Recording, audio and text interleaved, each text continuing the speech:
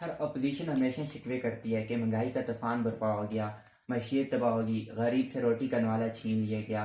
तो अब हुकूमत ने आज तक उस तरह का रोल अदा नहीं किया कि वो अपोजिशन को साथ लेकर चले। जब असम्बली का इजलास होता है तो अपोजिशन के एक ही मौक़िफ़ होता है कि जो हमारे लोग गिरफ्तार हैं उनके प्रोटेक्शन आर्डर जारी करें। अगर प्रोटेक्शन आर्डर जारी नहीं होते तो वो इजलास से वॉकआउट कर जाते हैं। ये क्या वजह है? वो बाहर कुछ और बातें करते हैं और पार्लियामेंट में कुछ और बातें करते हैं।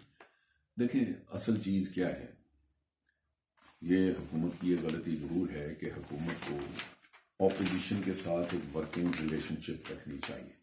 वर्किंग रिलेशनशिप का मतलब ये होता है कि जो रियासत के काम हैं, जो सरकारी काम हैं, वो चलते रहें, उनमें रुकावट ना आए। आप कहते हैं कि जनाब ये करप्ट हैं, ये चोर हैं, आप उन पे मुकदमे बने हैं, बनाएं। नैब का काम है उनके मुकदमों को लेके परसू करे, चलाए। नैब की आप एफिशिएंसी बढ़ाएं, नैब की एहलियत बढ़ाएं। उधर हुकूमत जितने भी तावन कर सकते हैं उनसे करें, लेकिन हर वक्त ये नारा लगाना ये चोर है, ये मैं छोड़ूंगा नहीं, फलान ये, उससे फिर आपके ताल्लुकात बिगड़ते हैं। और आपके ताल्लुकात बिगड़ने से जो नुकसान होता है वो रियासत का होता है, क्योंकि रियासत के मामला चलते नहीं है, आपको तावन नहीं मिलता अपोजिशन से। तो ये ज़रूरी है कि आप सियासत और मुकदमाबाजी, इसको दोनों को अलग कर दें। सियासत क्या है कि आपने काम लेना है, आप हुक्मरान हैं, रियासत का काम चलाना आपने, लिहाजा उनसे उस तरह का मेल जोल तावन रखा जाए ताकि उनसे काम लिया जा सके।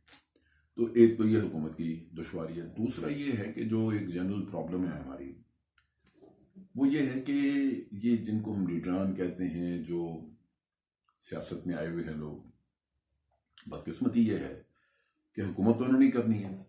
सियासत जमहूरियत है तो जमहूरियत में जो गंध हमें मिलेगा या जैसा भी जो कुछ आएगा सामने वही हुक्मरान होंगे। अब उसमें अगर आप देखें तो मुल्क का ख्याल तो किसी को है ही नहीं। प्रोडक्शन ऑर्डर का ख्याल बहुत है, प्रोडक्शन ऑर्डर पे रोना रोएंगे। ये अगर किसी को मुकदमात हैं उसके ऊपर करप्शन के या कोई, और उसका प्रोडक्शन ऑर्डर नहीं भी मिला तो तब क्या? आप काम जिस चीज़ के लिए वोट मिला वो तो काम करना ना आप पार्लियामेंट में आके। तो असम्बलियों में जाके कुछ नहीं करना, वहां सिर्फ यही शोर मचाना है, प्रोडक्शन ऑर्डर प्रोडक्शन ऑर्डर। तमाशा बना हुआ है। 1 साल और 5-4 महीने गुजर गए हैं इस हुकूमत के, कोई पार्लियामेंट ने कोई ख़ास काम नहीं किया, कोई ऐसी लेजिस्लेशन नहीं हुई। वो अलमिया है कि एक तरफ हुकूमत ने इनसे वर्किंग रिलेशनशिप नहीं रखी, दूसरी तरफ ये है कि अपोजिशन भी सवाए ज़ाती अपने मफादात और मामलात के और किसी चीज़ पे बात नहीं करते। वरना पार्लियामेंट में बहुत कुछ करने को है। ये आज कर्जे जो आप लेते जा रहे हैं, ये पार्लियामेंट में बहस होनी चाहिए। इकॉनमी का जो रुख है, अभी तुम कह रहे थे कि वहाँ लोग कहते हैं महंगाई बड़ी हो गई, महंगाई हो गई। अब महंगाई क्यों है, कैसे है, इसका हुकूमत का जवाब देना चाहिए, तो ये पार्लियामेंट में बात हो। ये तो अवाम के मसले हैं ना, अवाम के मसाइल हल करने हो तो पार्लियामेंट में इन चीज़ों पर बात होनी चाहिए। उधर तो सिर्फ यही बात होती है कि फलां का प्रोडक्शन ऑर्डर क्यों नहीं आया, फलां क्यों नहीं है, फलां क्यों। ये बदकिस्मती कि अवाम का और मुल्क का नहीं सोचा जाता। जो सोचा जाता है वो सिर्फ और सिर्फ अपनी ज़ात का, अपना। जब तक कोई ऐसा शख्स ना हो जो अपनी ज़ात से हटके मुल्क और कौम का सोचे, तो आप उसको लीडर कह नहीं सकते। सो हकीकतन इनमें लीडर है नहीं, ये आम सियासतदान हैं जो अपने मफादात की निगहदाश्त करते हैं। सर आप क्या कहते हैं जिस दिन पार्लियामेंट का इजलास हो, अपोजिशन के जो गिरफ्तार लोग हैं उनके प्रोटेक्शन आर्डर भी जारी होने चाहिए ताकि वो भी आके अपना मौक़िफ़ बयान करें? ये कोई कानून नहीं है कि जरूर होने चाहिए। नैब से अगर पूछें तो वो कहते हैं जी नहीं होने चाहिए। वो ये कहते हैं कि जनाब अगर पार्लियामेंट का इजलास 10 दिन चलता है, 12 दिन चलता है, ये 10-12 दिन जो है, एक तो तहकीकात में रुकावट आती है। दूसरी बात यह है कि तहकीकात जब हमने शुरू की हुई है तो उसमें इनको अंदाज़ा हो जाता है कि तहकीकात जो है वो किस रुख पे जा रही है, कौन से शवाहिद हम इकट्ठे कर रहे हैं। ये बाहर निकल के तो उन शवाहिद को फिर गायब करना शुरू कर देते हैं।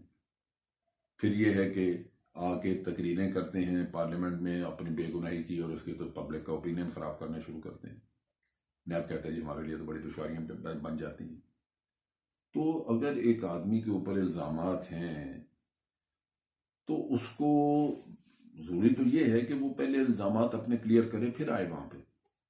यहाँ पे ये है कि इसको एक कानून बना के लोग फिर रहे हैं कि जनाब हमें प्रोडक्शन ऑर्डर हर हालत में मिलना चाहिए।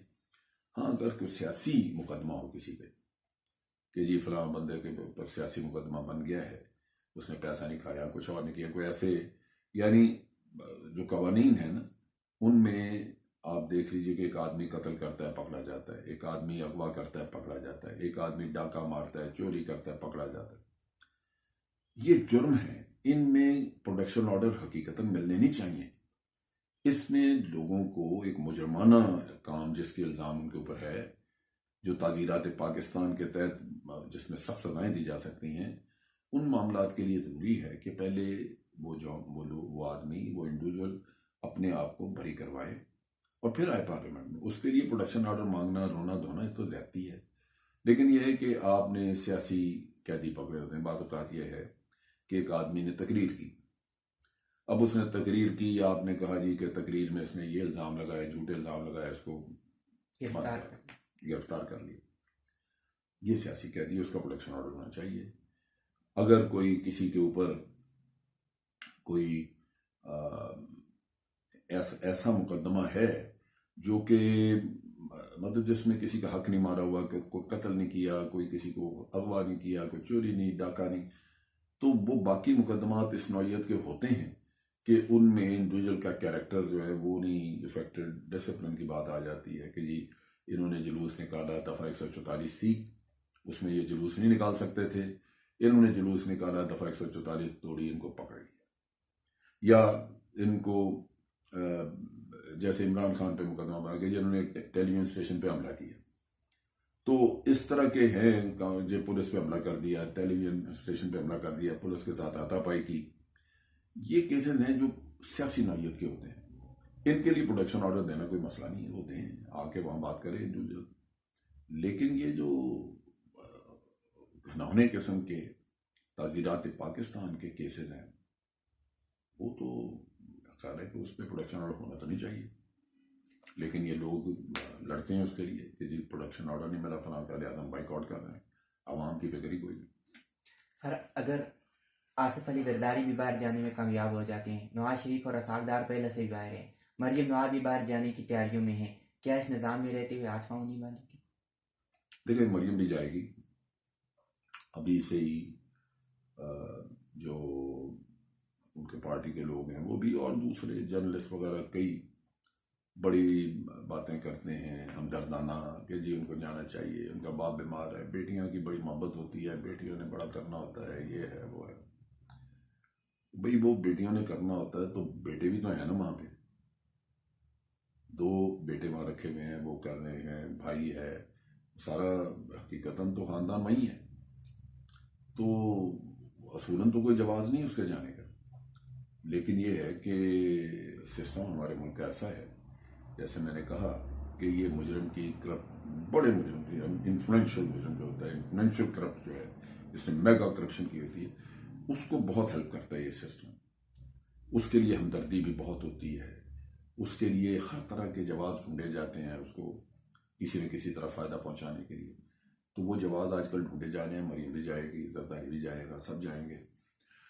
और जो तुम सिस्टम की बात करते हो, सिस्टम का मैंने यही कहा था कि अवाम जिसको उठ के गिरबान पकड़ने चाहिए सिस्टम वालों के, वो नहीं पकड़ते, वो उनमें शऊर नहीं है, वो इसको फतह करार देते हैं। जैसे नून लीगियों ने और बड़े लोगों ने फतह करार दी कि जनाब नवाज शरीफ साहब चले गए, और बड़ी फतह है कि हुकूमत पाकिस्तान एक बॉन्ड मांगती थी उनसे 7.5 अरब रुपए का, तो वो बॉन्ड के बगैर गए हैं। ये कितनी बड़ी उनकी कामयाबी है। ये शऊर आज अवाम का इन हालात में मुझे ये लगता है कि जिस दिन जरदारी जाएगा उस दिन पीपल्स पार्टी वाले भंगड़ा डालेंगे, जिस दिन मरियम जाएगी फिर वो नून लीग वाले आपको खुशियां मनाते, मिठाइयां बांटते नजर आएंगे। रह जाएगा पाकिस्तान तो ये इसी तरह लुटने फुटने के लिए बनाया गया था शायद।